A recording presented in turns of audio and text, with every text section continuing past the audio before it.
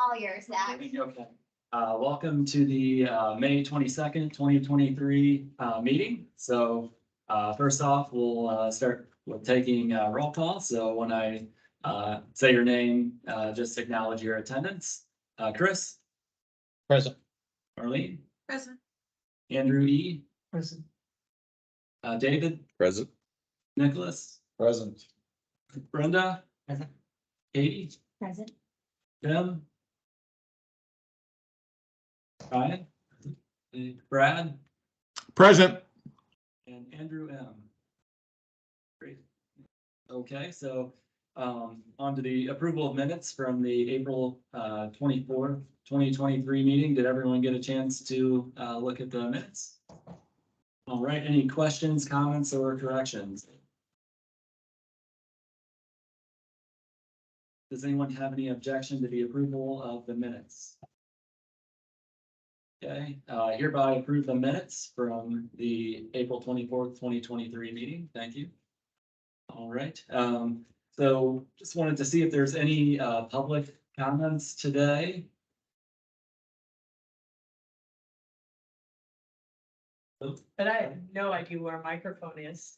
So we're gonna use this laptop, and so I think if you use that chair in the corner for the community member public comment, it should pick you up correctly. Actually, I could hear Connie well when she was standing there. He's going back.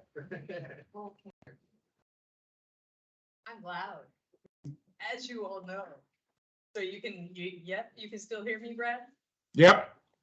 So I just found the upload of the Connie Marsh. I live on Issaquah. I just found the upload of the Confluence House thing, but now I haven't had a chance to read it. So I'm going to start more holistically.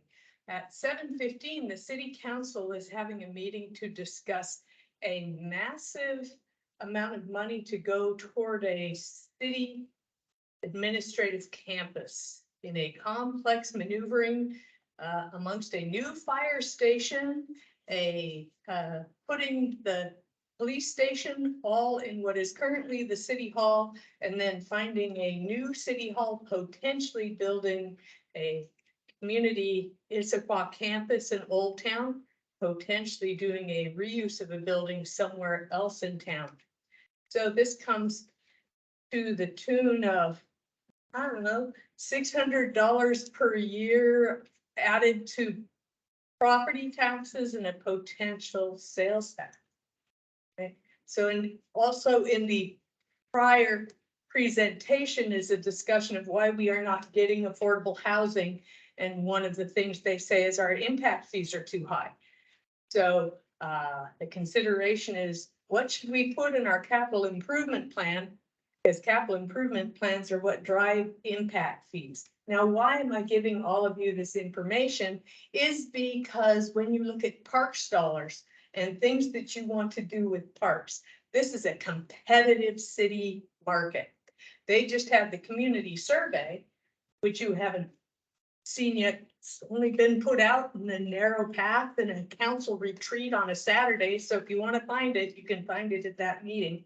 But it generally says that the community is satisfied with parks and they're being happy with their parks, giving it a great grade, and being satisfied gives us the same thing with the last community survey, which sort of deprioritizes parks capital funding and how they look at it. Now, I don't agree with this perspective. I don't think that's what people are saying when they say they're satisfied with parks and they're happy with them, but that was something that had to be battled through last time. So I want you to be aware of this political thing that's happening.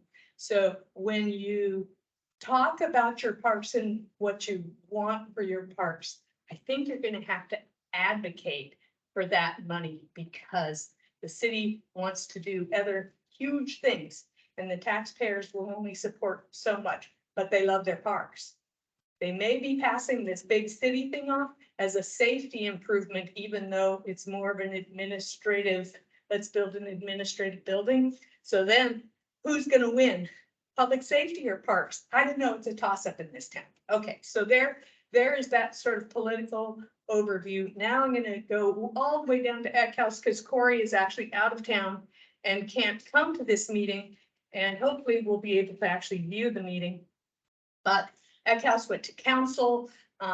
We went on a historical walk, and in talking to the historical people, they seem to say that funding comes when you landmark. That's what opens up the pocketbooks for funding. So if you want to get money for Eckhouse, what we heard is that you go for landmarking at the same time, and that opens up the pockets fastest.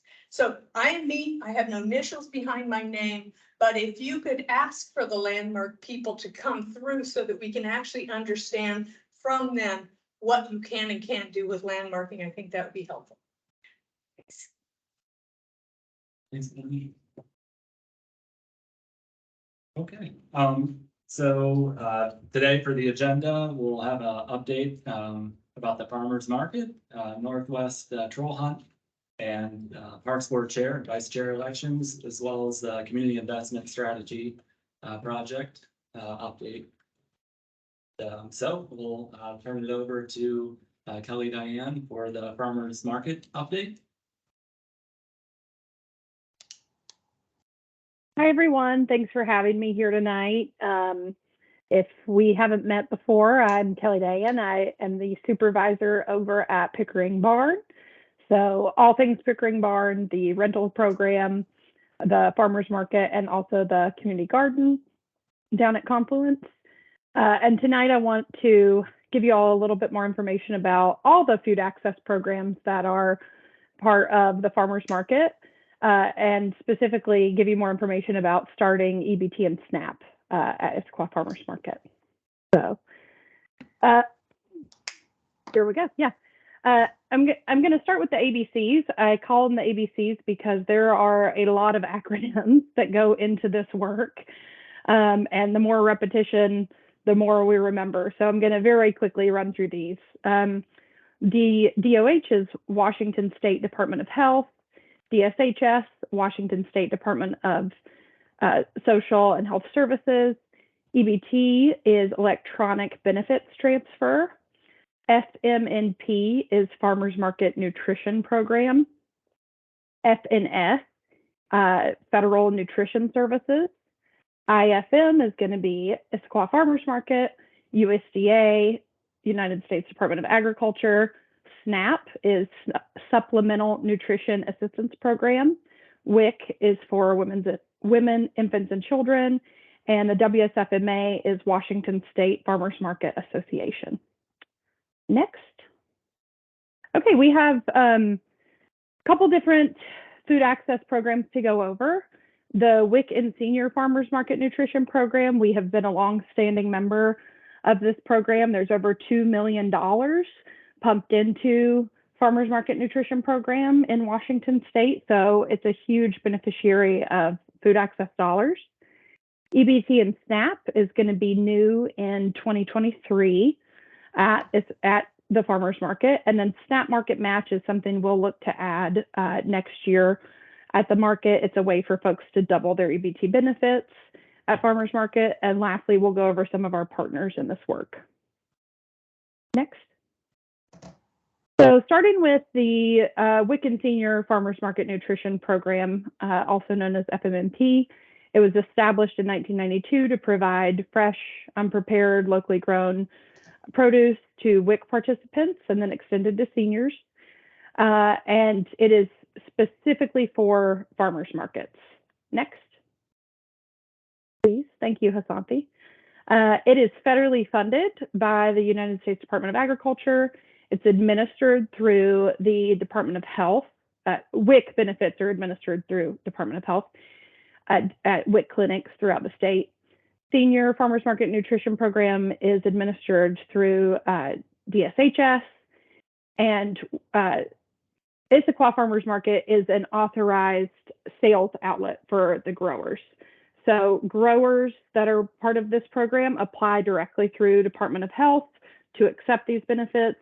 and the sale happens at the vendor level. So we support the farmers that are part of this program. When a customer comes with their benefits to the market, they will go directly to the vendors who accept FMMP benefits and spend their dollars directly with those authorized growers. The season for FMMP is June through October, and there are some really big changes coming to FMMP this year.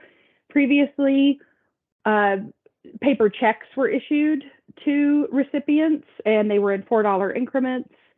This year, we're having a huge rollout of electronic benefits, so it'll take down the barrier of having to spend $4, make change, and folks will be able to use a QR code to use these benefits at the farmers market, and the growers will be using a web-based application to process these benefits. So really great innovation, and this will be our first year rolling it out all across the state. Next. Moving on to the next program, we're going to talk about EBT and SNAP. EBT refers to the way that the benefits are received and redeemed. So folks who receive SNAP benefits are going to use an EBT card, and that's what their SNAP benefits will be loaded onto. So SNAP was previously referred to as food stamps. That's what a lot of folks commonly know the program is as. It's federally funded by the USDA, and it's administered through DSHS and DOH. Next. As far as eligible products are concerned, SNAP is going to work at the farmers market very similarly to the way it would work at a grocery store. So the same products are going to be eligible: fresh fruit and vegetables, meat, poultry, fish, cheese, milk, dairy products, bread and cereal, snack foods, and sealed beverages, and plant starts for edible food, or seeds that are for edible food. Hot prepared items would not be eligible. Pet food would not be eligible. Hygiene or cosmetic products, fresh flowers, and alcohol are not going to be eligible. Next. How is SNAP going to work at Issaquah Farmers Market? If I were a SNAP recipient, I would bring my EBT card to the market. Our first little line there is a shopper bringing their EBT card to the market. And then we, as the market, are going to issue them what's called script. It acts like a paper coupon.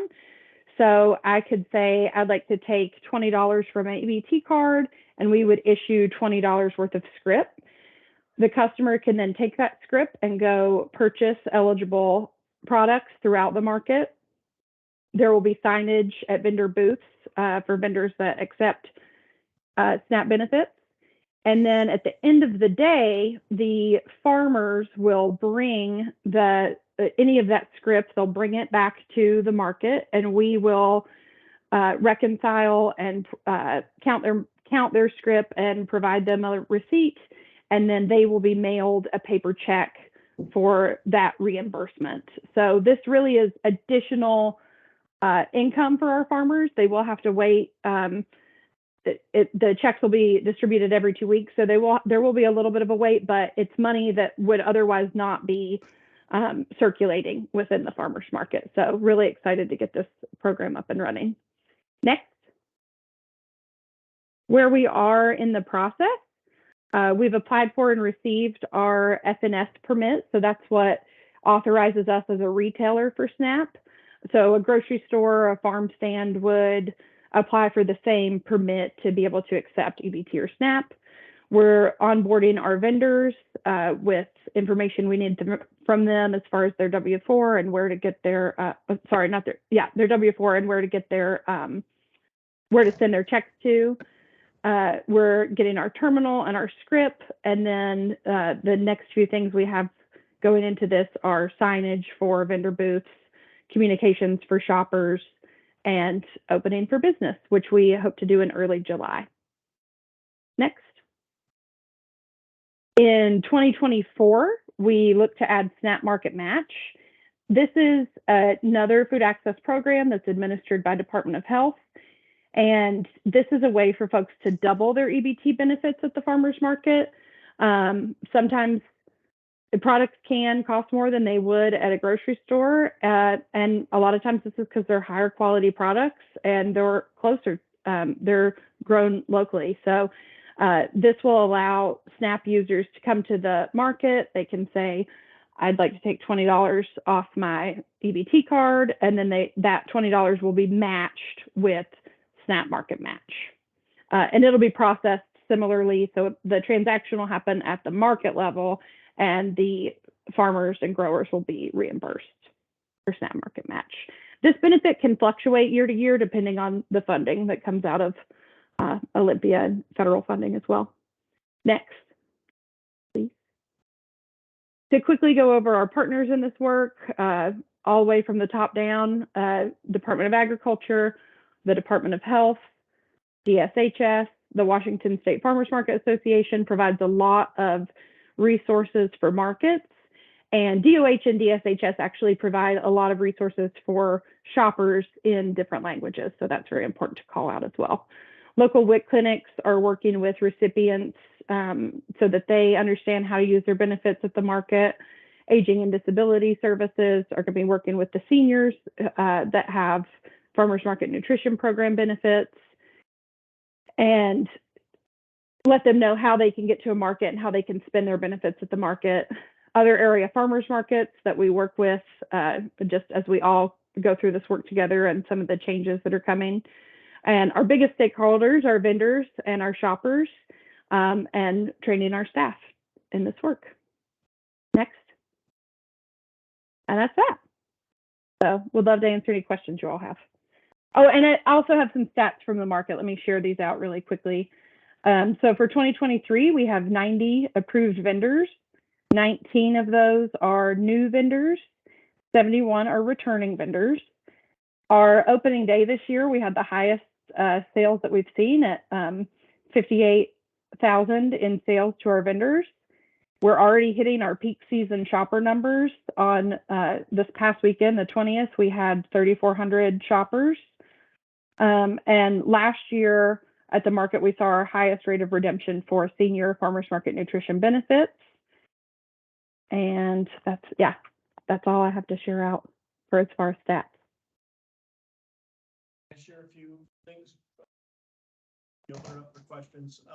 Kelly Diane, this is your second season with us, right? Yes. Yes. She's doing amazing work. If any of you have been down in the market last summer, or just again, 3 weeks in, as she said, we're seeing numbers that we typically see mid-season. And we're just so excited to have Kelly Diane as part of the team. And just the energy that is being created there at the market is, it's awesome. It's great. And thank you, Kelly Diane, for just sharing some of what we're doing in regards to being a market that's making sure that we're promoting access to healthy food. As you can see from the overview, there's a lot of support both federally and statewide to make sure all residents, all community members have access to healthy food. And this transition to the EBT program beginning of this year, and then as Kelly Diane says, SNAP by the middle of summer will represent the first year that we've been part of these programs. And so just thrilled. Our finance department's been very helpful and supportive in doing some of these logistics, but just really appreciate that overview, Kelly Diane, and just your experience with markets, your passion for making sure that everyone has access to healthy local food. So excited for the rest of the season. If you haven't been yet, please swing on by the barn from 9 to 2 on Saturdays. Yeah, and I would say back to that, thank you, Jeff and Brian and Hasanthi and everyone in Parks for the support of launching this program. It's taken a lot of hours already. It'll be more hours, but it is something that is so worth it and so important as far as bringing equity into the market and having the freshest fruits and veggies and other food items be available to the community in Issaquah. We get several inquiries over the season last year. There's always at least 1 to 2 folks that'll ask each week about EBT and SNAP. So I'm so excited to roll this program out. And I've worked with several markets in Seattle. Our market is a destination. It really is a destination, not just for our community, but for regionally. You could come and spend the entire day shopping, having lunch, going over to Lake Sammamish State Park. So I just feel so wonderful about running this market, and so blessed to be able to be a part of it. Questions, comments about the market? And thanks for the presentation, Kelly Day. And I'm sorry if I missed it, but do you have an idea of how many of the vendors are going to be accepting the new forms of payment? How many will be accepted? Yeah, I do. So we, to remain eligible, at least 60% of our products need to be EBT eligible throughout the season. So we are tracking which vendors are EBT eligible versus how many are not. And right now we're sitting at about 65%. So that means that as we recruit new vendors, we do need to look at whether their products are going to be eligible or not. And, you know, recruit more farms and more organic produce and more local farms to our market. Could you share a little bit about what the eligibility criteria, like I'm curious about what makes one vendor eligible? So it's really by product. So we could have a good example I have is a prepared food vendor. They may have, you know, 90% of their products are fresh, ready to eat. You know, you would stick a fork in it. So those would not be eligible products. But anything that vendor has that is something meant for offsite consumption, so a sealed beverage, they would still be an EBT eligible vendor because they have a product that is EBT eligible.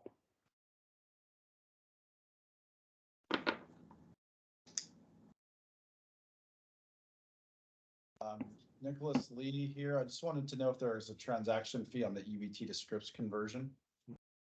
There is not. We are going to be using a terminal provided through DSHS, and that is absorbed by DSHS. Hi, I'm Marlene Waxy. First of all, this is a really great program. I think it's really exciting.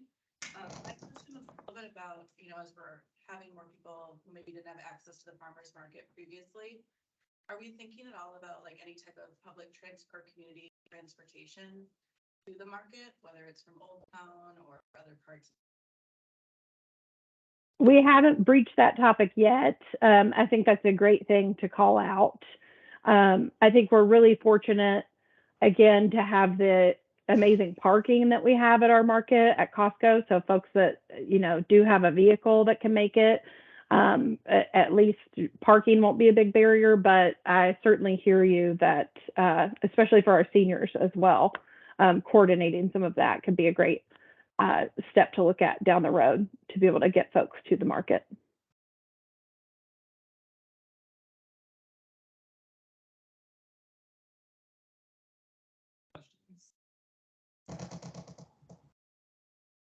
Thanks, Kelly Dan. Thank you. Thanks so much for having me, y'all.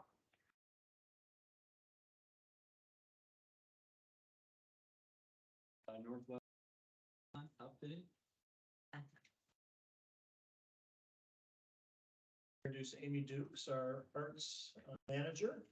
Here, I know we were here a couple months ago. We have some very exciting news as this fun art and park project begins to get legs and a head and other body parts. Take it away, Amy. All the body parts. I hope you guys can hear me. I'll try to talk loud. Can you hear me? Okay. Okay, great. Thanks for having me tonight. Some of you might remember I was here in November to just give you a sort of first look at the Troll project. And now we have some updates as it nears its arrival in Issaquah. So the Troll, if you recall, is part of a large, it's actually now across the entire United States, troll hunt by Denmark artist Thomas Dambo. And Hasanthi, do you mind forwarding to the next slide? So this is, it's been officially announced by the artist team, and they're calling this this tour The Way of the Bird King. So Thomas Dambo is a recycled and found object artist, pretty internationally known, and he likes to say that his works are about trash, treasure, nature, and community. And this will be a kickoff that's happening right now, actually. His team is arriving in the US, and they're going to travel across the United States from New Jersey and Vermont all the way over to the Pacific Northwest. So we are at the end of the tour. He'll be arriving in the Pacific Northwest in August, and specifically arriving to Issaquah and beginning our installation on August 22nd. And this Way of the Bird King story is really the story of the earth and the sky and the ocean, and is going to tell a story of connecting people's place and responsibility to the environment. So just if you're interested in following him along in his journey, you can follow Thomas Dambo on Instagram. And he'll be posting as he goes along. The entire project is going to be marketed as well, and Visit Seattle is working on a marketing campaign for the Seattle area, including Issaquah. Our Visit Issaquah destination marketing organization will be using that campaign and localizing it to Issaquah. So it should get a good amount of attention locally. Hasanthi, can I get to the next slide, please? So you might remember that when I was here in November, we talked about that the work would likely be sited at Confluence Park. And so the artist team came in February, met with us, a large team at the park, and along with numerous representatives from the Snoqualmie tribe cultural team, and we walked the site, and the artist really thought the park was very beautiful and a really cool place, but he really wanted to find a site that would lead to more of a discovery element for our troll. And I think he had, really had this Bird King idea in his mind, and that the troll should be hanging out among the trees and somewhere where the birds live. And he really wanted people to have to take a walk to discover that. So with that in mind, he looked for some other sites in our city, and really the Rainier Trail became the desired spot. So this map is not great, but the location is about, I would say, maybe a third of the way into the Rainier Trail, probably about a 5-minute walk from the community center parking lot. And next slide, please.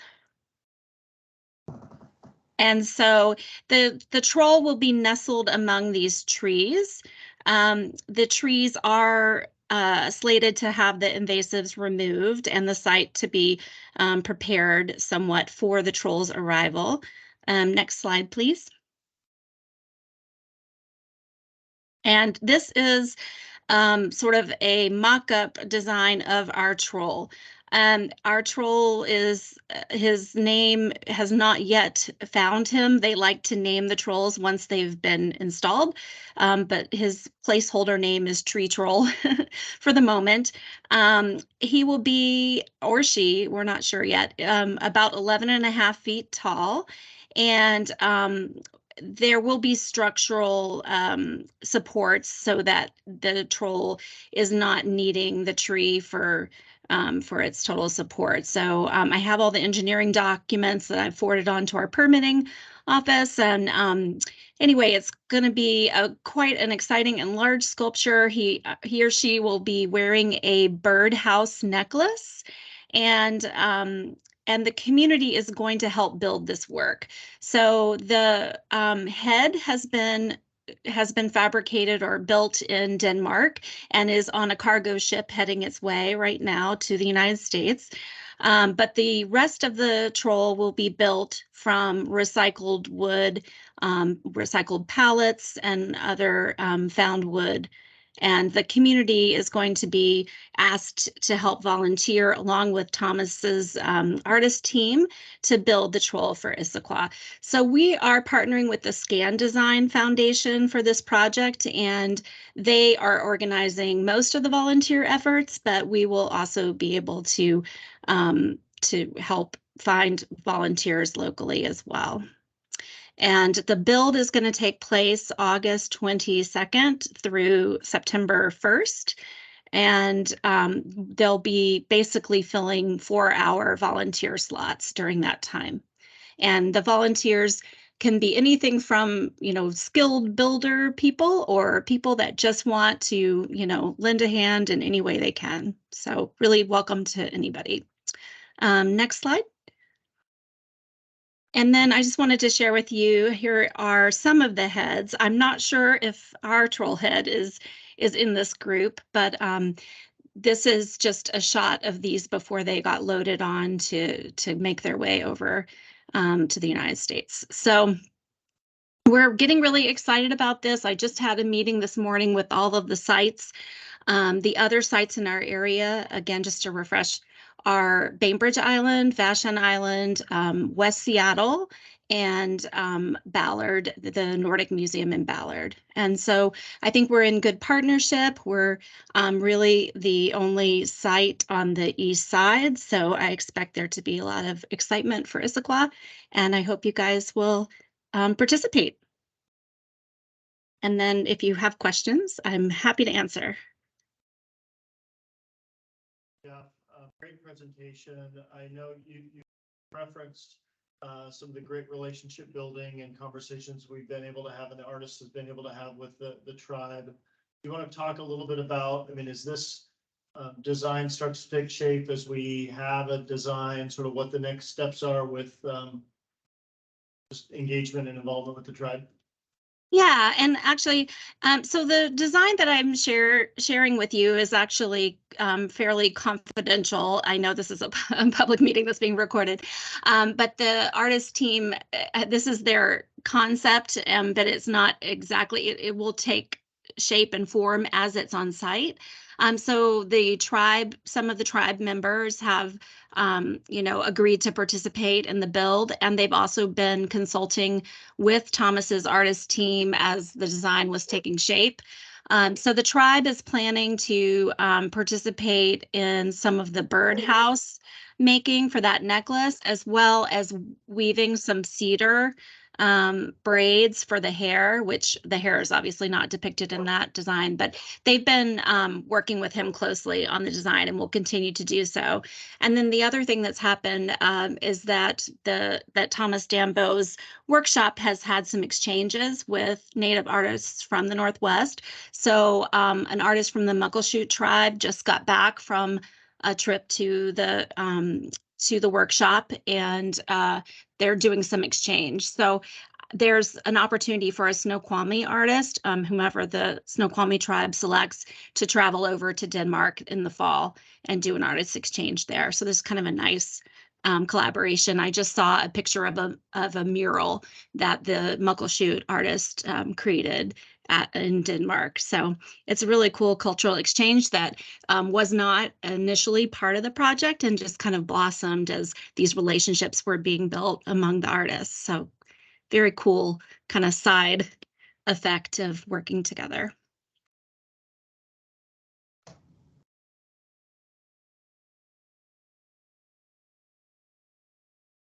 I think, Brad, did you have a question? Yeah, I do, Amy. Thanks. Boy, this is a great educational opportunity. Is there going to be much in the way of any kind of interpretive signage, or is it going to be digital, or what's that going to be looking like? Yeah, it will be both. The artist, of course, is very has I think over 100,000 followers on Instagram and does a lot of things on social media and virtually. But there will also potentially be an app developed to track all the trolls and the Bird King troll hunt. And then for Issaquah, we're actually going to have some signage at the site and probably at the entrance to the trail as well, just so people know more about the story of the troll. So a little bit of everything. There should be something app-based, something, the artist always embeds QR codes as well. He makes like a little bronze QR code that he places around the site as well. So there should be multiple ways for people to engage. Thanks. Yeah, thank you. One, I think this is really, I'm thinking trail correctly. Next, city center to base. Is there any discussion about risk mitigation? On this, trail. Might be a little bit. Like a. Like, it's a tempting target. Yeah, something like this is a tempting target wherever. You're absolutely right. I think as we've seen over the last couple of years, the positive uses that have been happening along the Rainier Trail have much increased. So I don't want to say we're naive, but we're constantly vigilant and aware, but not super concerned. Okay, I think some of what we were looking at Confluence Park was sort of tucked away as well, so it's something we needed to be aware of wherever we put the troll. I would note that, as we worked with the artist that week that he was here and explored other options and walked these sites, we looked at all of those mitigating factors. Some of the other work that is going to be underway along the Rainier Trail, the city's first dog park being constructed at the old skate park site, that again is a little ways away from where the troll's going to be, but it's along that same sort of gateway in. Again, I think gives us a feeling of, what's happening on that trail, the positive recreational uses on that trail are helping to mitigate some of those unsanctioned uses that happened Yeah, several years ago. I think it's great. Like, Yeah. I think it's really No, fun. Hopefully the teens will just take selfies with it and it'll be really fun. But, that's.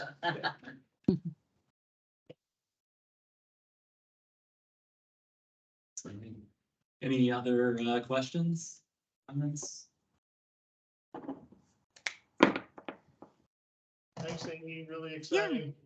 Thank you. I'm excited too, and I'm happy to come back even later in the summer and give a little bit more update before we kick off in late August. But I will absolutely share the volunteer opportunities with all of you too. So thanks for having me.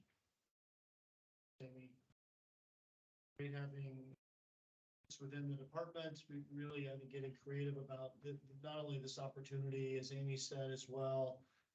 The canvas where the troll is going to be needs a little cleanup, and so the park operations team has already gone out there and begun doing some cleanup, but we will make sure where the troll is not an exhibition of invasive ivy. That's removed. Okay, so moving right along to the park board chair and vice chair elections. Safi. Great. Hi, everyone. Thanks for so many of you being here in person. This makes voting easy for me a little bit. So it's a new park board year. Welcome to the 23-24 park board season. With that comes elections for a chair and a vice chair. I think most of you received the message from Zach that he will be not pursuing another year as chair for the board. And we just want to say thank you to Zach for stewarding us through this past year. Thank you. Steve for serving as vice chair. Thank you as well. And sort of open the opportunity up for anyone else who is interested in potentially serving. It's hopefully a fun opportunity and community leadership It requires one extra meeting a month with Jeff and I, at the most 30 minutes if you want. And really just running the meeting, and if you have any questions, I'm sure Zach or Brad as previous chair can sort of guide you through. But I will open the floor up for nominations for the chair position.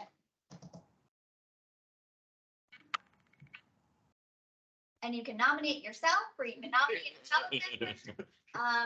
The only restrictions here are that staff can't nominate. And if you're nominated by someone else, you do have the freedom to say yes or no. If you are nominating someone else, I hope you have that conversation ahead of time. Right?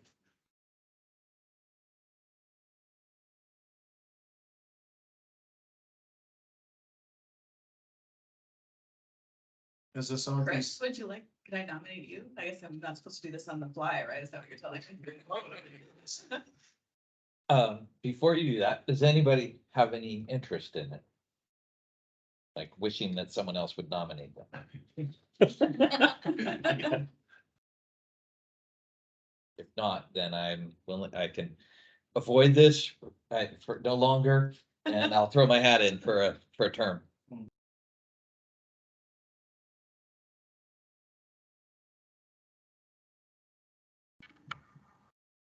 I will second that if that's.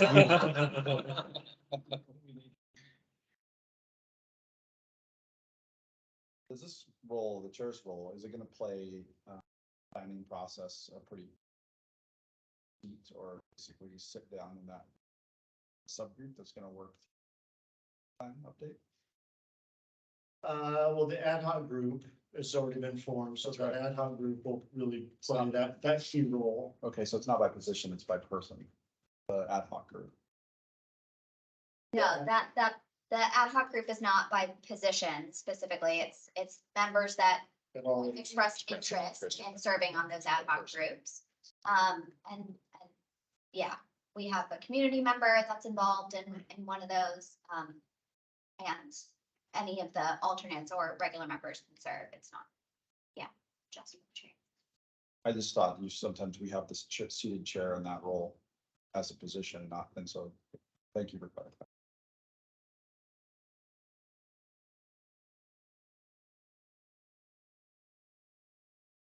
Okay, there are no other nominations, then, congratulations, Chris.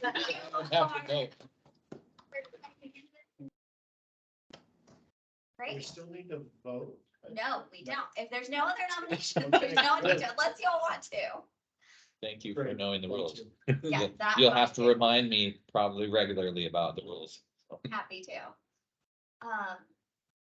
Great, then we can move on to the vice chair position. If anybody would like to nominate themselves or nominate someone else for the vice chair position.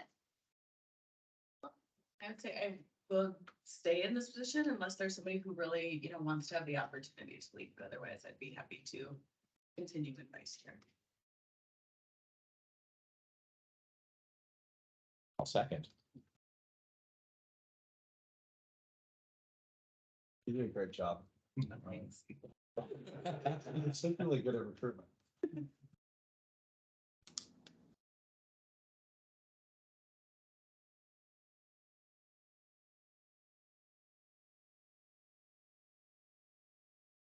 Thank you and congratulations. Again, it's just not be said, the chair and vice chair role are not meant to be onerous, huge roles. We, with the recognition, you're volunteer members of a board and commission.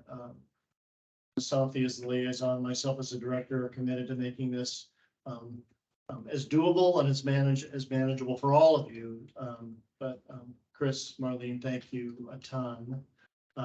I thought we'd take a second here and welcome Ryan, our newest member as well, our newest alternate member. First meeting. Welcome. Great to have you here. Thank you, excited.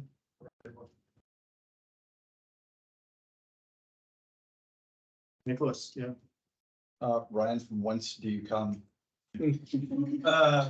Yeah, I'll break down quick. Born in Montana, Billings, Montana. Grew up in Auburn, Washington. College at Western. Lived in Seattle for the better part of my middle adult life. Got to Issaquah and Squawk Mountain 6 years ago. And that sums it up mostly. They're sports fans. I do work for the Seattle Seahawks at Lumen Field. Run all the retail for the Seattle Seahawks, the Sounders, the OL Reign, and the Seattle Sea Dragons from the XFL that just ended their season. I've got my tickets in there. Otherwise, yeah, excited to be here. Welcome. Yeah, welcome for joining us. Great, okay. So on to the community investment strategy. All right, I will tee this one up. Joining us as well, and thank you, Asante, for getting the presentation ready. Members of our design team from Methuen are here. Charlie and Amelia, I believe, are here. So thank you. Tonight, we thought we'd come back and further the discussion that we had last April, and really based on your feedback. Since then, work certainly has continued with the design team. Most recently, I had a chance to provide an update to the city council last Monday night on May 15th. That update included not only an update on what we're going to talk about tonight, focusing on the Confluence Park Eckhouse project, but also provided an update on the pedestrian park senior center proposed concept that you all have been working so diligently on. I'm happy to report tremendously strong support from city council and a lot of enthusiasm as that project really begins to head forward into design. With Confluence Park and Eckhouse, similarly, a lot of enthusiasm around the concept for that project. A number of questions in terms of how do we best sequence that we'll be following up with council on later this summer. We had a chance to I had a chance to circle up with the mayor and administration following that meeting. So tonight's presentation will sort of try and encapsulate both the council feedback that we heard and as well the feedback received from conversations I've had with the mayor's office. The ad hoc group was able to meet last week with the Methuen team. So tonight's presentation will also sort of encompass some of the work and conversation we had with the with the ad hoc group. Boy, ad hoc and it's a little too close. But just furthering some of these concepts. I then will have a chance to talk through next steps and the recommended approach.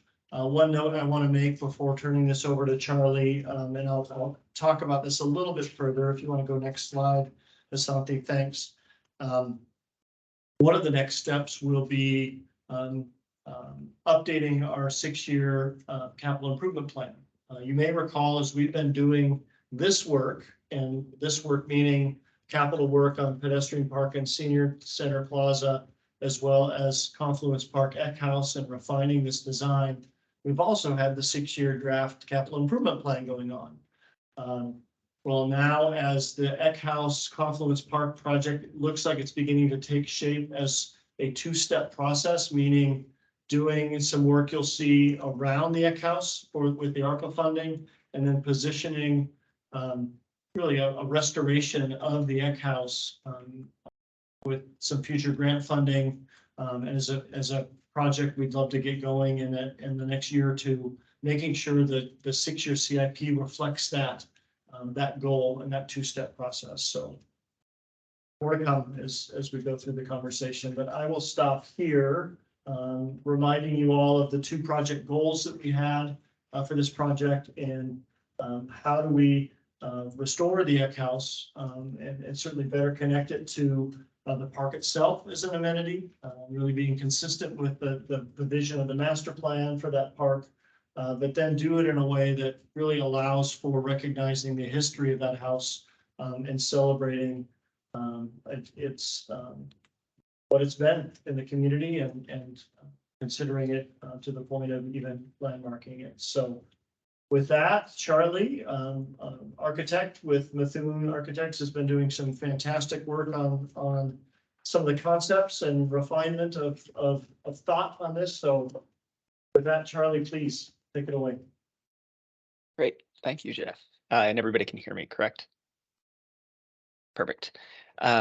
Yeah, let's jump right in. Next slide. So quick disclaimer, there has been a lot of work. We've had a lot of conversations with Jeff and the ad hoc committee. So you're seeing stages of refinement. So we're going to try and keep this short and sweet. And I'm also going to try and do less talking in the interest of time. So feel free to ask questions at the end. Next slide. So starting off with a little bit of reminder context, here you see the original master plan. We're obviously really focused on the phase 1 zone, and something that our team noticed as part of this master plan is there appears to be this kind of real delineation between the green in the center and this more agrarian language on the east side of that braided path that sort of resembles a braided river. And so our team really tried to take that sort of agrarian mindset into our design as we move forward. Next slide. So another quick reminder, these are some of the built structures that are existing within the park. In the upper left, we have the Anderson shelter. There is the small little restroom kind of in the middle zone of the park. There's the bridge. And then in the lower right is the actual Eck House and the play structure in the foreground. And I think something to just note on this is that there's not an extremely cohesive aesthetic style to any of these structures. They all have similarities, that's for sure. But I think it's useful to just notice that we've got some latitude here. It's not like everything was done to look exactly the same with the same hand. Next slide, please. So this is really going to be the focus of what we talk about this evening. This is the northeast corner of the park. You can see the Eck House there, the play structure, and the community garden kind of in the bottom corner. Next slide. And a zoom in to that area, these are the different components that we've been considering. And so this is sort of a proposal for a phase 1 and phase 2. But just to put everything out there all at once, this is sort of representative of a final vision. So we see the Eck House there in the center with the shelter to the west. We're also considering some plazas and pathways to connect from the parking and the sidewalks to the east. We're proposing additional trees. So for example, in that kind of agrarian mindset, these might be fruiting trees to create a bit of a food forest in this zone. We're also proposing a shift to the wash house, partially to give a little more space to the shelter and the Eck House, but we believe that potentially converting the wash house to a public restroom in the future would be a really useful asset for both the playground as well as the Eck House. We're also incorporating that existing paving that's next to the playground as part of this thinking too. We know it's currently crushed gravel, and there have been comments about wanting to get that paved to avoid kicking gravel into the play area. You'll also notice in that image in the lower left, that's the existing paving around the Anderson shelter. And so we're trying to be mindful of some of the existing strategies that have been used to create these plaza zones. And so while there is that strong dominant language of the braided pathway that moves through, shifting into more of this linear eroded plaza as we move to the east of that to sort of surround the Eck House. Next slide. And so as Jeff hinted at, and Jeff will go into some of the details about kind of the whys for a little bit of this, we're proposing 2 different phases for this scope of work. Part of that is because the the Eck House needs to be done right, and there is a very specific timeline associated with the current funding that is available. And so you'll see that essentially it's split east to west. So the things on the east side are kind of grouping the Eck House together, as well as the plaza, the pathways, potentially this elevated platform, the wash house work. And what we're really going to be focused on in phase one is the shelter, the plaza that connects that shelter to the play structure, and then that paving that I just spoke about, that existing crushed gravel paving. Next slide. So of those components, specifically what we're talking about doing as part of phase one, and again, Jeff will speak to some of the whys, is we want to be mindful about the shelter proximity to the Eck House. We did initial studies that showed the shelter more as like an addition to the Eck House, kind of creating a larger porch. And it's really difficult to do that if there are any ambitions to do more substantial upgrades to, let's say, the foundations of the Eck House in the future. We could really put ourselves into a bind. And I think what we know is that it's not possible to do that work on the same timeline as the ARPA funding. And so in order to accommodate both a phase one and phase two, we've pulled the shelter further to the west and created this kind of design buffer around the Eck House, where that would all be a part of phase two. So then in phase one, we would temporarily relocate the wash house to do the work to the shelter in the plaza. We would construct this new shelter that's really about a park-facing shelter, something that is a really great amenity for the existing play structure, for the existing park, but that in the future can also function as kind of an outdoor space for the Eck House. And then lastly, converting that crushed gravel pathway into a more paved walkway, stitching it all together. Next slide. And Jeff, if you want to speak maybe more in detail about those phases. That's really, thanks. So these phases are similar to what you saw in April, right? And a little bit to what Charlie was hinting on as to the why. As we look at the opportunity to finally sort of not only set a vision for the Eck House, but really develop a strategy for I think allowing that to become a really needed and valuable public amenity, we need time. Time isn't necessarily what these ARPA funds allow us. There's a pretty specific shot clock. And so on when we need to have those funds spent. And so given this reality of ARPA funds and the timing of the ARPA funds needing to be done, compounded with the not only design work, but really coordination that we need to do around the Eck House, additional funding we need to do to really fully restore that Eck House. You might recall some of the structural assessment photos that you saw in April. This house doesn't have a foundation. There's a lot that needs to be done to make this house suitable for public use. And so the reality of money and time that's going to be needed to do that, we really feel it's advisable to split these up. And so a little bit more as to the phases themselves, as Charlie showed in the site view, this plaza work and the adjoining outdoor spaces, we would proceed with design of that really in earnest right away, so that we could complete those with the ARPA funding that we currently have.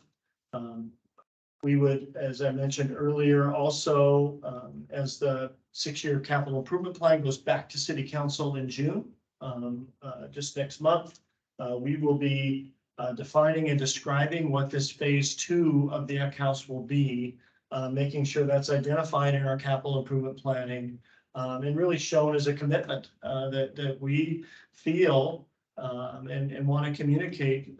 This second phase of work is vitally important to the park. It's vitally important to this first investment. you know, as we look at the sort of the completion of that northeast corner that the Methuen team has done such a good job conceptualizing. This first phase doesn't make a ton of sense without the second phase. And that second phase and really doing something with the Eck House to have it feel like part of the park is going to need this first phase of work to happen. And so we really want to demonstrate by putting this in the CIP the priority task that second phase is. Within the second phase, we feel that working with the Methuen team, though it will take a little longer, we wanted to begin doing some of that design work right away. And working with the community as well as our historic partners. You've heard us mentioning not only the Issaquah Historical Museum, but also our partners with King County Historic Preservation. We too have had numerous conversations with them, and we'll continue to have conversations with them as to how to best sequence this work, how to best prepare the design for grant dollars and seeking grant dollars. Not only Sarah Stain, whose name was mentioned earlier, but the other staff with King County Historic Preservation will be part of that grant funding strategy work that we will put together. And then as we look at that grant strategy, as we look at completing that second phase, obviously landmarking this as a historic site is something that we think could be of great value and will be something that we'll be exploring. Hey, thank you, Jeff. So jumping into specifically the shelter, because that's really going to be the bulk of this first phase. Next slide. Wanting to just speak a little bit about look and feel. So some of these images this group has seen previously, but I just want to really hit on some of the key notes, which is that we believe strongly that contrast between aesthetics can be really, really valuable. That if you, and this is something we heard Sarah Steen actually from preservation highlight, which is that if you try and mimic something, and if you make a new structure look historical, you end up taking away from that historic structure because it becomes unclear what was existing and what was new. And so we think this project, for example, which is the Fort Worden Building 305, is a great example of you can really clearly see a new canopy, a new ADA compliant staircase leading up to this existing building. And then once you're inside, you can see that new seismic infrastructure to stabilize it, bring it up to code, and some of the new finishes contrasted with the existing flooring and the existing finishes. So we think that dialogue between new and old is really critical, and that's something that we're striving for. Next slide. We also did a lot of work as part of the Veterans Memorial Field Shelter study to dial in what felt right. And I think what seemed pretty clear coming out of that exercise and with a lot of great community feedback, that there was this kind of narrow band that felt right, which was the use of timber, some steel, metal, core 10 elements, things of that nature to give a little more texture, specifically things like core 10 that have more of a rustic feel, really felt right at Veterans Memorial Field. And we actually think they feel right here too. If you think back to those slides I showed at the very beginning about the existing structures, that's very reminiscent of the bridge construction or the Anderson barn construction. It's lots of timber, metal detailing, and so we're looking to utilize a similar palette here. Next slide. One more. So digging into options, and again, this is that disclaimer that there are so many options here that we studied that we're not presenting, but we're really just sort of showing you where we've landed with Jeff and the ad hoc group. There's quite a bit of text here. I'll just hit really quickly on the high level assumptions that are kind of being made in these options, which is that We've pulled the shelter away from the Eck House to accommodate that phased construction. We've also done it so that while the Eck House is being figured out, it can be this park-facing shelter, something that's still a very great amenity for the play area and the park at large. The shelter is placed at grade. We actually did a lot of studying of potentially elevating it to make it in line with the first floor of the Eck House, which is roughly 24 inches above grade on the park side. But ultimately that didn't feel right and would be quite a bit of work to make it ADA accessible that I don't think was worth the gymnastics. Additionally, it has a very similar footprint to the Veterans Memorial Field shelter. This one is 30 feet, roughly 30 feet by 20 feet. And the one that we are proposing at the Senior Center is 32 feet by 22 feet. So very similar if you're trying to get a sense of scale. And then both of these options that we are showing have a very simple pitched roof, like the Senior Center Pavilion.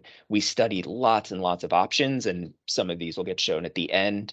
But this just felt kind of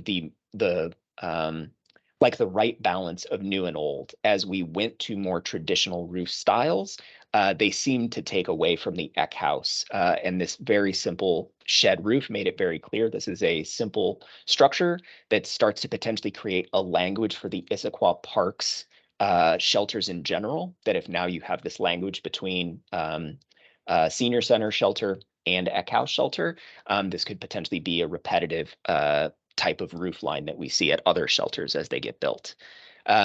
Lastly, I just want to hit on to that point about conversations with preservation.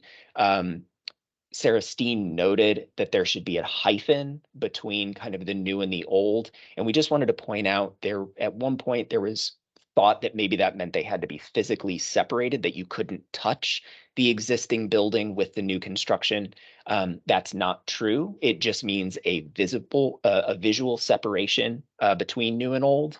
And so, for example, we're proposing in the future potentially that there might be some type of elevated platform that connects to the Eck House to allow people to spill out from the Eck House into this plaza structure. It's okay for those things to connect. We've chosen not to touch the shelter to the Eck House, but that's not because we can't. We just think that's the right thing to do. So next slide. Jumping into these two options. Essentially what we're going to be focusing on a little bit today, it's a bit of a nuance, but it's kind of about column location and how the pavilion opens up. So you can see in this elevation view, the height of the structure is tying into that datum line of the existing porch roof line. So we're trying to create alignments where we can to create a dialogue between the two. Next slide. And here's sort of an overall view where you can see the play area to the left, the Eck House to the right, and the pea patch to the far right, as well as some of those elements we talked about previously, the potential for fruiting trees, this plaza. But again, all of those elements, like the walkways, the ramps, the elevated platform, the fruiting trees, that would all be part of phase two. This work would be limited to just the plaza immediately around the shelter and the shelter itself.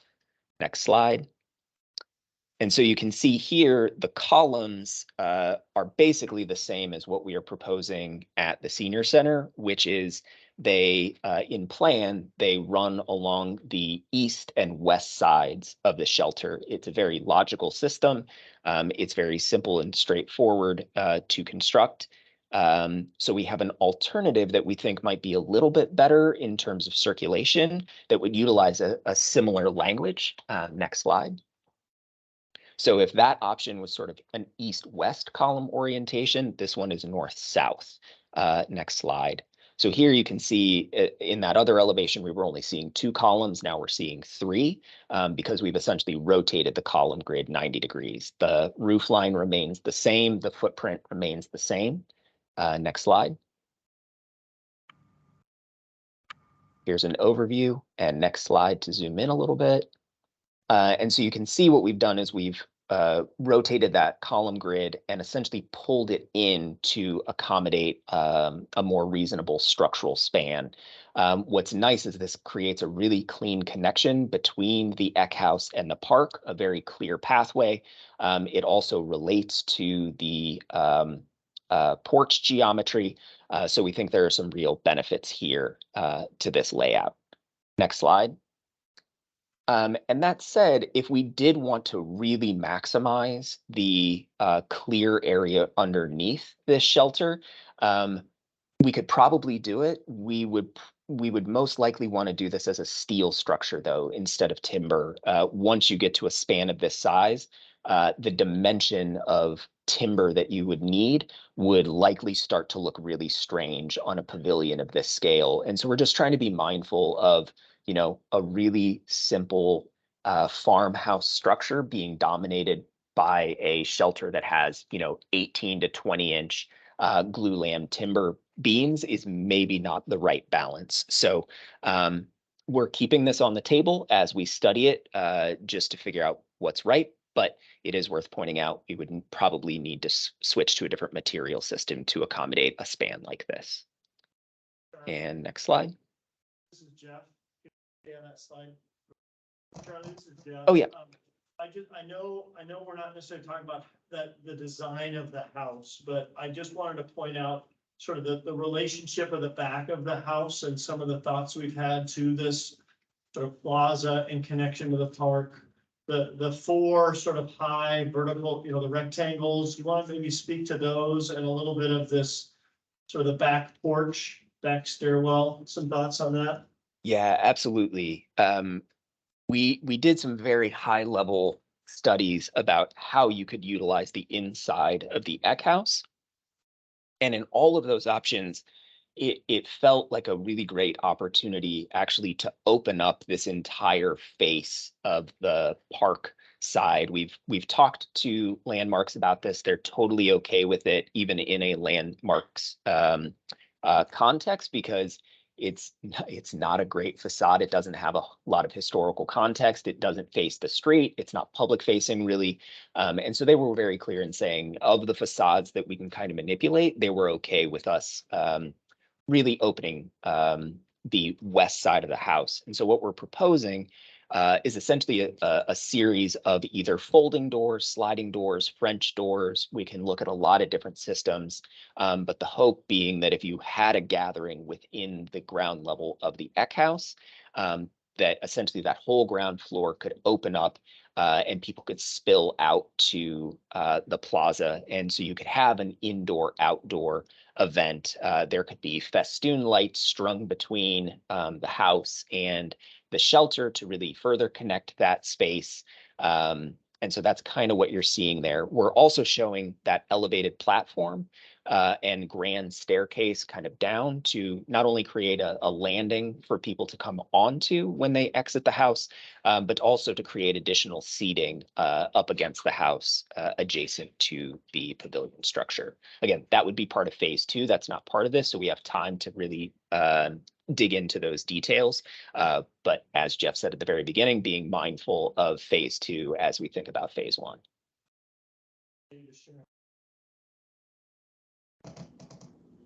And this is just a quick overview of, again, some of the roof options that we looked at. And this kind of came out of our last conversation with the ad hoc committee that, you know, we looked at a variety of shapes that kind of trended more barn-like to less barn-like, and we all kind of landed on this simple shed form as the right option. So we're just really trying to narrow in on some of those conversations about materiality and detailing, and quickly trying to catch up to where we are at with the senior center shelter development, because we are needing to be on the same time construction wise. So doing a lot of catch up right now.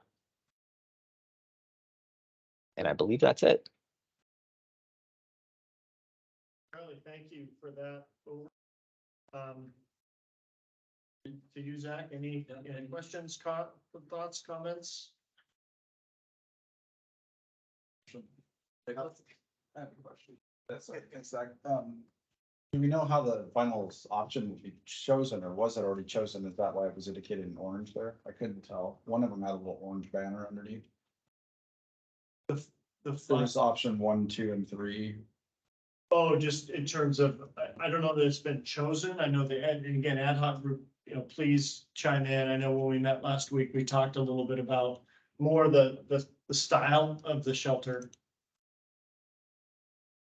Yeah, that was sort of the, that seemed to be the group favorite at the latest ad hoc meeting. Now, if you go between here though and a different view, one where you're talking about the porch, that's different than the one that's selected as the option that you're presenting. So that's why I'm wondering, again, I'm getting a bit confused. That seems to be representing option 2 in the next slide, but it's not the one that's circled. No, so it's, I think this was just speaking to the roof line. Sorry, Nicholas, if it's confusing. Simple shed being a straight roof line. Option 2 in this one was a little bit of a slope to the roof line versus option 3. So that, these are options. See how the really columns talking about the are roof. rotated. The columns are rotated here. Again, yeah, roof line, right. Apologize. This was really just speaking of roof line. Not necessarily the, so the roof line that the ad hoc group sort of said, hey, let's explore the simple shed. What you were seeing previously was all of those were the simple shed roof line with, hey, what do we want to do with the columns? So there's no decision on the columns. Correct.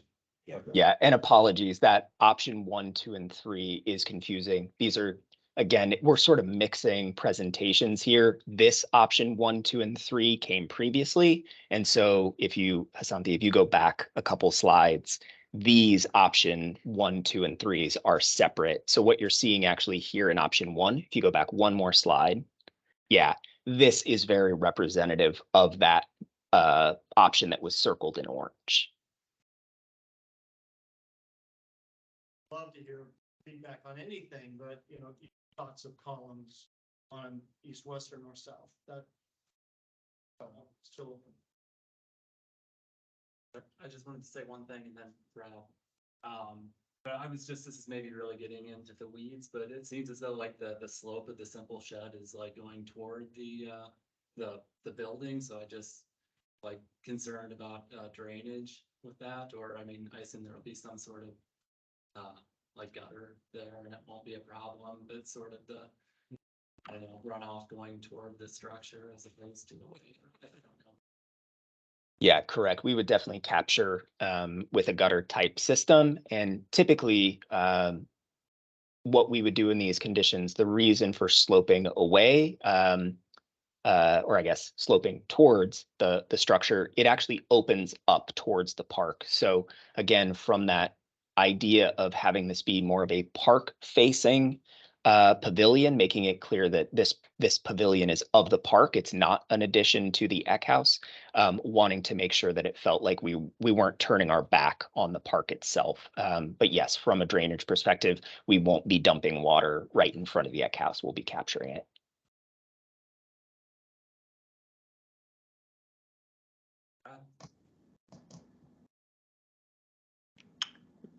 I didn't hear you, Zach. Did you say my name? Yes.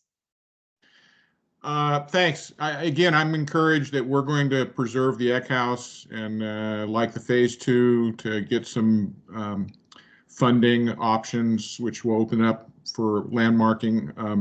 My question on this, I like the design, the concept and all of that. Phase 1 looks good. For me, it's just hard for me to grapple with the cost. $800,000 has been dedicated from ARPA funds for this. And it's hard for me to understand how a fairly simple shelter and some plaza work could come to $800,000. So help me understand why that would cost that much. Someone. We've been, or is some of the funding from ARPA going towards some of the preliminary work to the Eck House? It sounded like Jeff may have mentioned something with some design work. I'm not sure. Brad, I can chime in with a project manager response for a second. So back when we allocated that funding that you're describing, the 800,000, the scope was to demolish the Eck House and build a shelter in its place with some kind of replica facade on one side as a new shelter and additional plaza work. So that at that time, that's how we came up with that number of construction number of 800,000 to 900,000.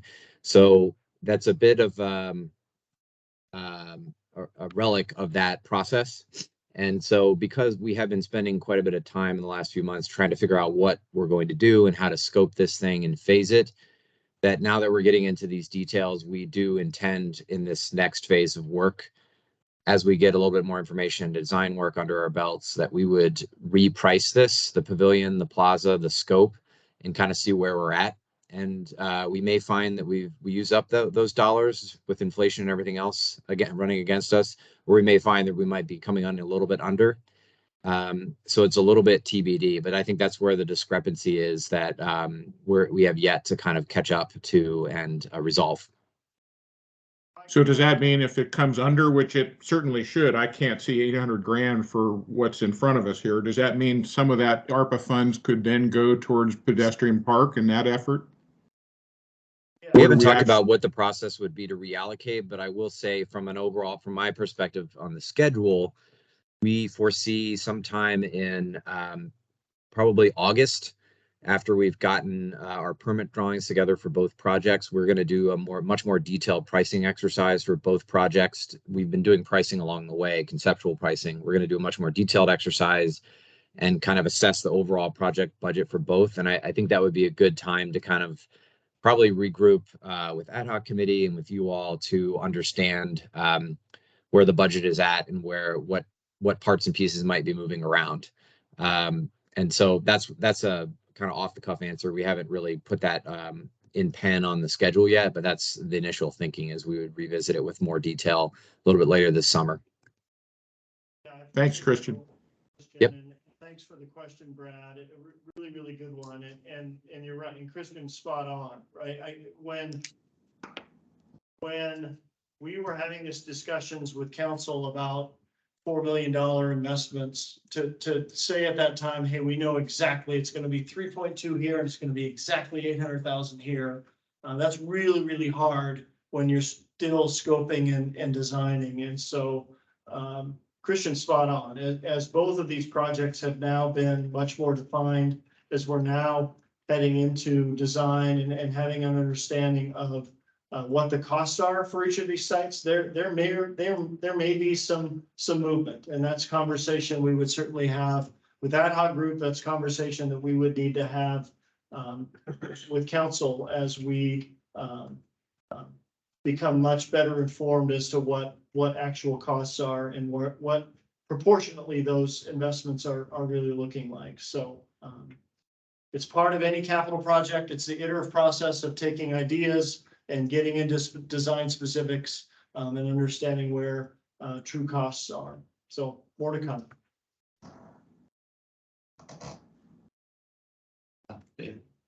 So one comment and a question. A comment is, I know it's a little, I think we're too far in the design here, but I was hoping maybe we could have a little more investigation to like renewable energy sources as we build out some of these new projects. Obviously, it's a shed. No one's ever going to see the top of that thing. So, and solar cells are not these ugly black things anymore, right? I mean, if you've seen a Tesla solar roof, it literally looks like tile. So just a request that in the future, these designs at least look at it. Maybe you have, maybe you haven't. And then obviously putting that into the cost. So that's kind of my one comment there. My question is, in phase 2 of the sequencing of landmarking and funds, back to the question of if it's already landmarked, you get more funds. What can you just describe some of the process behind whether we landmark first and then get funds for it, or it's more difficult for permitting because it's a landmark, or do all the work and then try to get landmarking? I don't think we have enough information to know what the right sequence is of that. And I know there are some community voices that I feel really strongly that it absolutely has to be landmarked first. We don't know if that's the case, but we're going to be working with the very people who would be landmarking this to determine what that right sequence is. As we had a conversation with council and administration, they're not ready. They're not at a comfortable place of landmarking being the very first thing. I think there's a real goal to understand what is it? Are we going to achieve this goal of having a usable, functional public amenity before we do it? But we're going to be talking and developing a grant strategy with the very people that we would be pursuing landmarking with. We hope that those same grants are available. We're going to go for big money grants, and what do we need to do to demonstrate our intent to recognize the history and to landmark this space would be part of those applications. So more to come. And one very quick comment. You know, as I mentioned, I've had multiple conversations with Sarah Steen. It turns out we are neighbors. We live just a couple blocks apart from one another. She's very easy to get a hold of. She is the landmark liaison representative with King County, and she has made it extremely clear we can keep things very informal until they're not. So we don't need to be worried that we're going to do a bunch of work in kind of like a black box and then suddenly present it to them. We're going to work with those advocates all the way through and make sure that when if and when we are ready to landmark, that it's just sort of putting pen to paper, and that King County is right on board with us the whole way.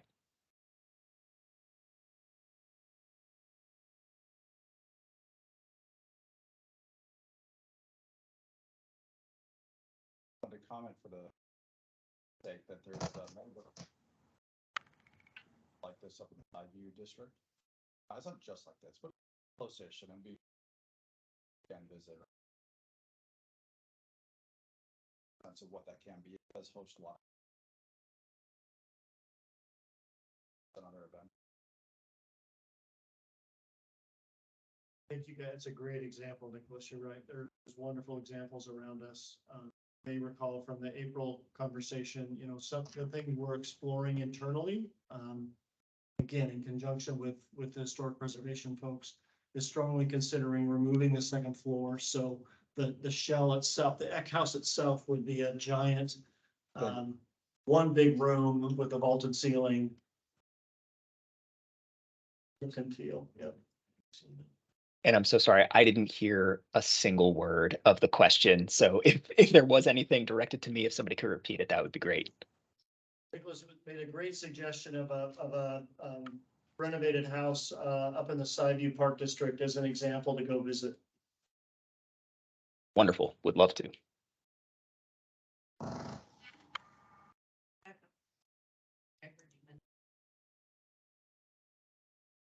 Certainly would, yeah, would welcome it, would love it. I like it facing the park, but I'd love to hear what everybody else thinks. However, it looks free when you walk out, so it's. South would give that continuous, yeah. That one. Yes. I would agree, excuse me. I would agree with that setup as has more flow in and out of the house than the park. Thoughts on the steel versus timber?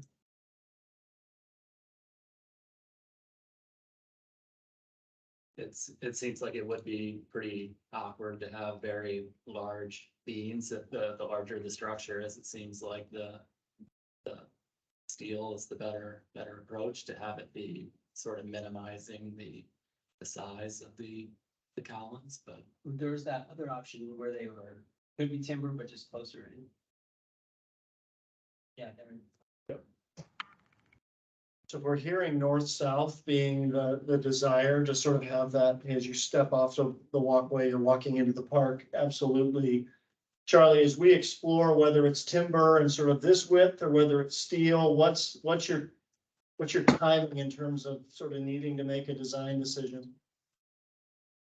We're going to probably pursue both and for a little while with structural, and just jump right in with sort of all three of these options and figure out what pencils out, what the right dimensions are, and then fold it back into looking at the Eck house. So I think for us, hearing that, yeah, ideally, if we can get those spans to really make that flow happen and it looks reasonable and appropriate, that's, I think, everybody's desire. And then understanding that this type of thing might be a fallback position, just to make sure that we're right sizing the structural members. But we just really wanted to kind of get general buy-in on this strategy, and then we're going to immediately start with structural on sizing everything.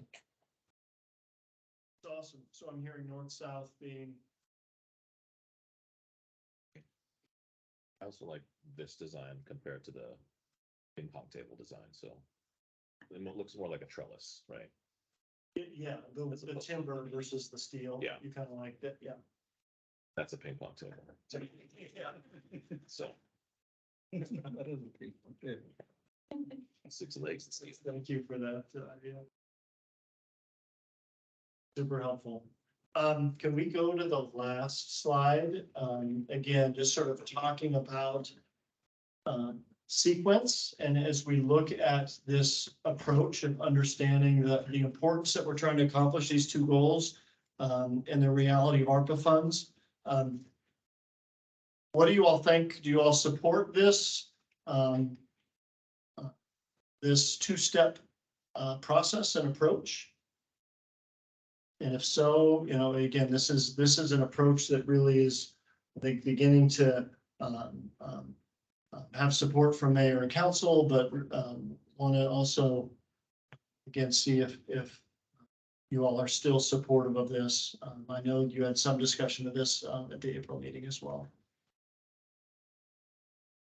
This the April meeting, but are there risks to phase 2 where say, all right, let's go for it, phase 1, build the shelter, but then for whatever reason, funds don't come through or process gets bogged down and then phase 2 doesn't happen, and are we okay with that? Does that make sense? It does make sense. I mean, you know, grant funds, there's always some degree of risk. I would say, you know, hearing the community enthusiasm and hearing I think the energy around finally having a vision for the Eck House, though always a risk, this feels like it has some real momentum that we want to continue to build off of. You know, I suppose there would be a checkpoint, right? If we seek grants multiple times and aren't successful, we'll have to ask ourselves why and see if we need to come up with another game plan. But maybe it's a way to think about it too. Is there any reason why we wouldn't do the phased approach? Like, what is there another option or path? It's a good question. With the funding, with the ARPA funding and the current language of the ARPA funding and when it has to be spent, there really isn't another option other than money falls from the sky and we all want to do it. We just say, you know what, let's move forward with all, we don't even need grants. Let's fund the whole thing. Short of that, which we're not at the point of having that. There would need to be some new flexibility shown with the ARPA funding that says, hey, that runway can be stretched out. And we all do it together. But again, without that, there's no real operational downside to this approach in that we know we're going to have to create a grant strategy and go seek grant funding, even if ARPA funding gets extended. So as we've studied this, as we've kicked around, how do we try and do this and keep really, I think some strong community energy around. We're finally getting a vision for doing something with the Eck House. This feels like the most effective way, the most effective approach we can take, given the ARPA funding reality right now. I was gonna say the most extreme would be you wouldn't do phase 1 or 2, right? Like, I mean, that would be the other option, right? You would wait for the whole thing. I don't think that's what we're advocating for. Right, then I think the question would be where does that ARPA investment go? Because the ARPA money still needs to be spent somewhere. Yeah. If it comes in under budget, for the 800,000, the remainder of the ARPA funding, we could go towards something else, or since there's a finite amount of time. Well, that's as kind of what we were saying earlier with Brad's question.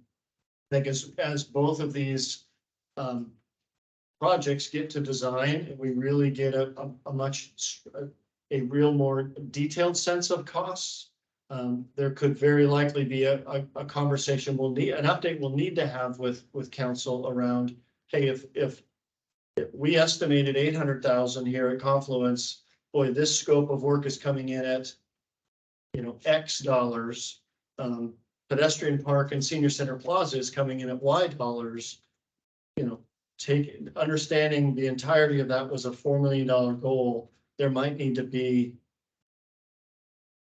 The initial discussion, if this comes in under, would be is there a need to reallocate to the other partner? The other partnered project that was part of that $4 million package. Or introduce a new variable in your math equation. X is Y, and you'd have to be Z, I guess, in this case, or Z. Okay, yeah. Always more variables, right? Comment to your question, I have full faith in the process, and I'd like you to continue as quickly as you can. That's my comment. I have a question. So early in the ad hoc group, we were asked to identify projects that would be suitable, appropriate for the ARPA funding and the timeline. And then we presented that to council. Will we have another milestone where we will present or make a recommendation to council in any form? Or is that done? Yeah, done in terms of asking for, budget and the projects. I would imagine, I think as, the update I provided on Monday, so also made a commitment to, hey, we're gonna know more at the end of summer. I would envision another update to council at the end of summer, if at that point, as we have the financial details of both of these projects. And if there is a ask of sorts, I think having you all as the ad hoc group or the park board be part of that presentation would be Maybe that's helpful. So where I was going with this. Maybe that's the moment to reiterate what was discussed, when we were selecting projects, but also elaborate with all the, information we've learned since about landmarking, about the budget, but also about community interest in seeing, okay, phase one's good and that works with the constraints on this money, but there's a lot of interest in phase two. So a way of providing a reminder to council that Yep. it shouldn't be forgotten. Which is, the risk, and the risk might be that there's no money and then it gets forgotten.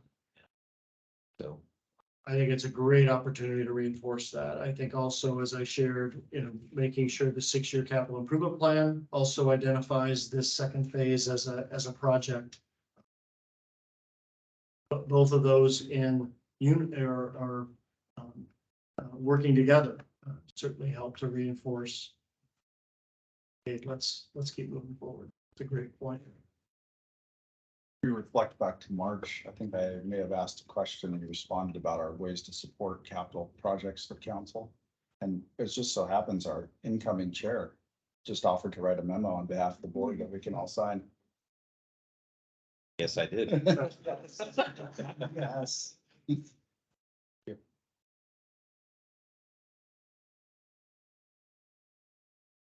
You reference a lot of times the timeliness of spending the ARPA funds. Can you remind us when it needs to be spent and what does that mean? Does the construction need to be finished when we say spend by this certain period? No, thank you, Andrew, for that. Yeah, so right now, those federal funds have a clock of needing to be spent or fully encumbered by the end of 2024, December 2024. So all this work we're doing is to really get through permitting, ideally have both of these projects and the scope identified for both of these projects out to bid by November of this year. So we're hitting a full construction window next year. If you have full contract authorized, that's encumbered. Potentially, and again, I'm not the ARPA expert. We lean on the finance department there. There's constant new interpretations coming from the federal government as to what encumbered means. So we're gonna keep charging ahead, but you're absolutely right. Ideally, we not only have a contract with a contractor, but we have a project near completion. Be better. Yeah, it'd be really, really good. We looking for an official recommendation for this? So like, do we need to propose? This is where we're at in this world where I would I don't know if words are now, because I would get confused here, but would we recommend some sort of proposal that we? For this? Yeah, basically just want to see where the board is at, if we're interested in taking action, propose a motion to, basically continue on with the, phase 1 and phase 2, moving forward with that. And, I mean, I can propose a motion if the board is interested in moving forward with the phase 1 and 2. I did, Brad, you did have your hand up a while back and then it went down. I wasn't sure.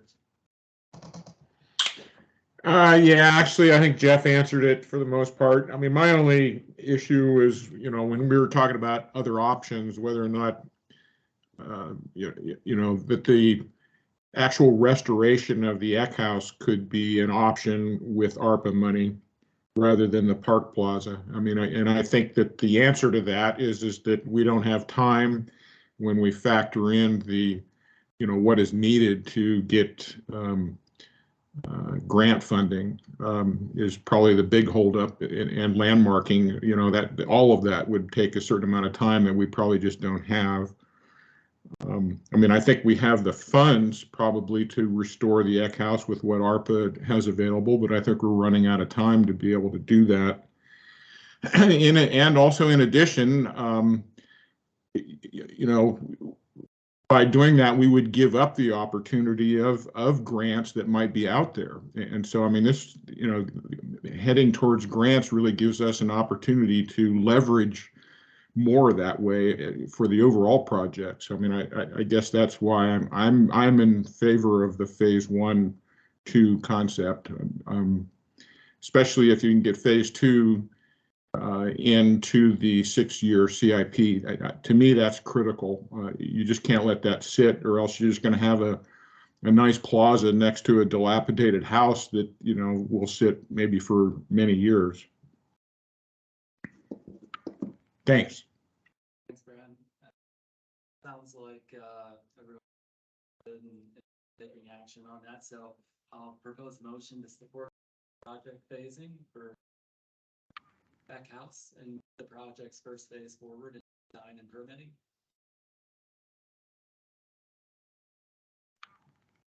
So, everyone in favor, Sorry, Jill, Okay. right before you vote, you do have an opportunity for a little bit more discussion if you want. And also, we do have a regular member that is not in attendance this evening. So Brad Book, you are acting as regular member and when we go to vote.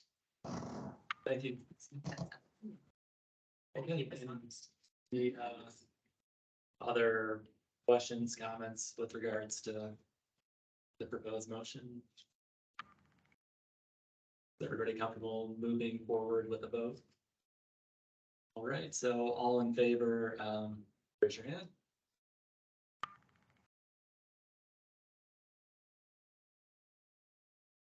We got 9. All right, Passes. great. Thank you all for the discussion.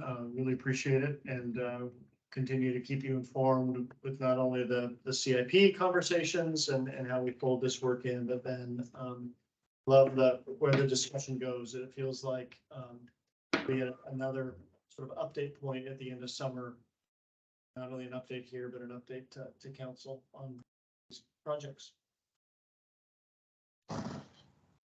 So, moving on to reports, I just wanted to say, thanks for the opportunity. It's been an honor to serve as chairperson, and, looking forward to continuing on as regular member. And, thanks to Maureen for being vice chair, and for Chris for, taking on the role of chairperson. I don't believe we have youth representative here today, so, Jeff, your director. Yeah, a couple updates again. Yeah, Zach, thank you for serving as chair this last year. It's been great.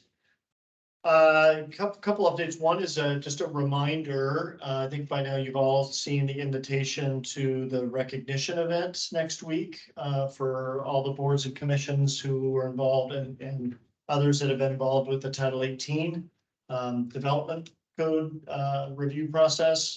That is 6 o'clock to 8 o'clock next. It's the 30th. Wednesday, May 31st. 31st. 6 Thank you. o'clock, I almost Pickering gave you Farm. we gave you the wrong date. Shame on me. Wow.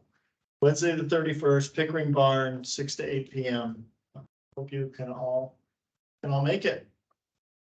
Next update I have is work has begun. We had a kickoff meeting with the consultant team and our ad hoc group for the park plan update. This was last week. Our consultant team with Design Workshop and Burger Partnership and our ad hoc group. I think we had a really good 2-hour discussion on goal setting for that process, looking a bit at timeline and other sort of key parts to that work. Really great team. What the work that Design Workshop has done, certainly with other communities, really excited to see how that work unfolds. Ad hoc group, thank you again for your work and really reinforcing some of the importance and goals we have for not only that update, but just public engagement, community engagement that we'll start seeing happening this summer and into the fall. With summer coming, July, you might recall pre-pandemic, we made it a tradition to have a tour of different either project sites or park sites at our July meeting. We'd love to resurrect that tradition again and have a tour for our July meeting. We could certainly identify sites. We have a number of projects going on. We have, I think, a number of sites that you all might be interested in terms of crafting an itinerary. But if you're all supportive of that idea of thinking of our July meeting as a tour, I'll work with Chris and Marlene. We can either send out some feedback for all of you to give us a sense of what sites you might be interested in taking a look at in July. But very worthwhile getting out there and collectively into our parks. Another note I wanted to make, you've maybe seen on the corner if you haven't yet, Jennifer Fink, and I think you saw the news. Jen has left us. She's gone on to a job with the city of Maple Valley. We're going to deeply and dearly miss Jennifer. We as staff have certainly had a hard time saying our goodbyes and recognized her a number of ways and had a plaque going her way from the city. Thanks to Marlene and Zach's creativity with Asante, we've come up with one of Jen's favorite projects that she was able to work on here with the city was the bridge at Confluence Park. We're going to take a really nice photo of the bridge that we have and put it in a frame. We would love for you as park board members to sign the frame and maybe send Jen a note of thanks, but just something to,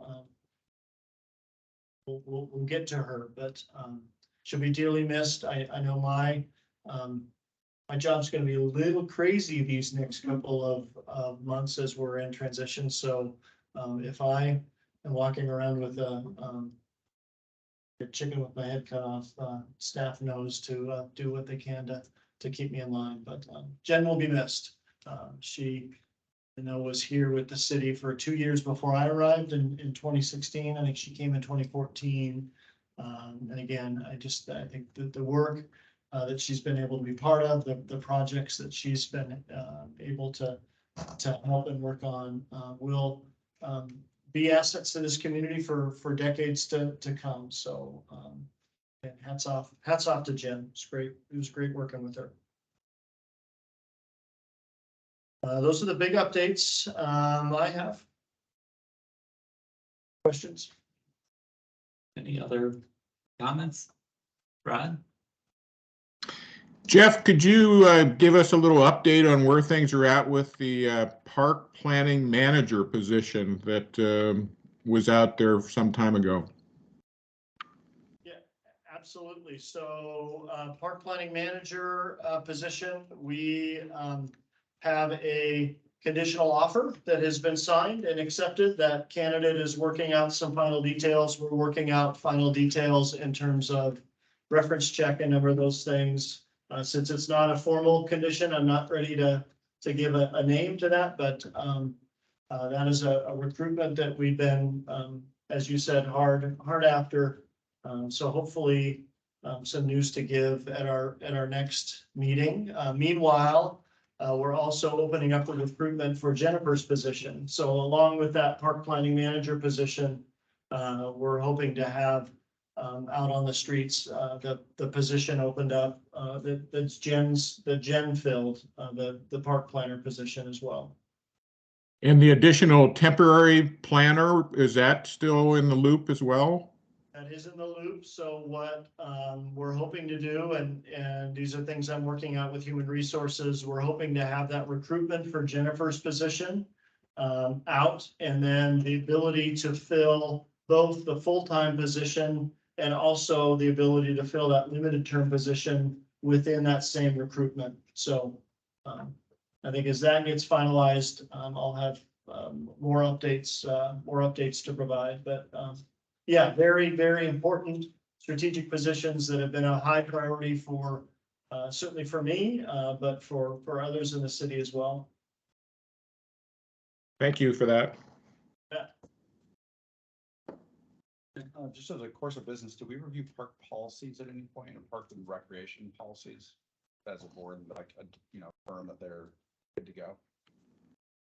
In terms like the city code, or just no, the actual policies of like operating the rec center, the pool. Do we ever get through that? This is a question. I'm just new enough to not know. No, it's if this is an annual cycle thing that we do or never do. It's not necessarily under the park board purview, but it's something we as Okay, that's fine. city do. That's still like, maybe it would be good to at some point give us an update or like an overview, just a briefing of like what all that entails. Yep. Not anytime soon, obviously, if we had never viewed it and approved it. Yeah, no, but yeah, absolutely. And if there are ever, specific questions you might have, let us know. This is coming from another question, we just different, so I was just asking. Yeah. I will add to that question, something that we, I was just recently talking with our city attorney, on, and this would be certainly public purview. When you look at, the city's municipal code, there's not a park section in the municipal code. That's very rare. There's sort of park city code strewn throughout it in various places. It's a code that is, I won't even speak to how the code was created, but we as a department would very much like to create a section of city code that speaks to all of our park rules all in one place. And so that's where filling some pretty key positions, as we're already dealing with a pretty full work plan, as is the city attorney's office. I'm hopeful that 2024, that is a work plan item that we really need to get working on in earnest. So look forward to that. Yeah, one of our, and as well with sort of broader park system policies. You may recall, those of you that were here when the park strategic plan was adopted in 2018, we did a sort of an initial review and scrub of the park's goals and policies that are within the park strategic plan. That is really one of our goals this go around, is to take a much more focused look at goals and policies and see how they're just, how can we maybe more foundationally organize those goals and policies to be a little bit more user friendly. So there's a number of opportunities where sort of our operational as well as system goals and policies are gonna pop up here in the next year or two. So be careful what you ask for. Next ad hoc committee. Yeah.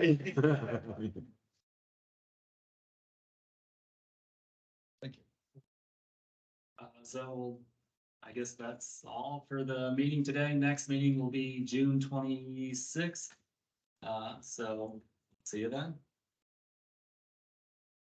Thanks, everybody. Good to see you on in person. Side feels weird.